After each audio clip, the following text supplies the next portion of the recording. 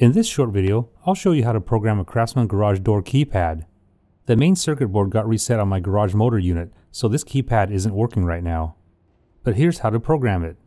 You might need to remove the light cover on the motor housing first. Then locate and press the sync button once. With the LED lit up, type in a 4-digit PIN number on the keypad, and then press the enter button within 30 seconds. The garage door opener will blink once. Then, press the enter button on the keypad again and the door will operate.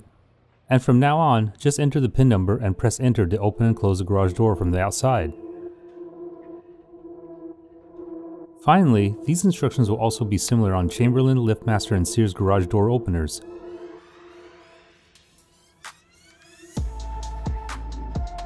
If this video was helpful, please give me a thumbs up and hit the subscribe button to stay up to date on all my weekly videos.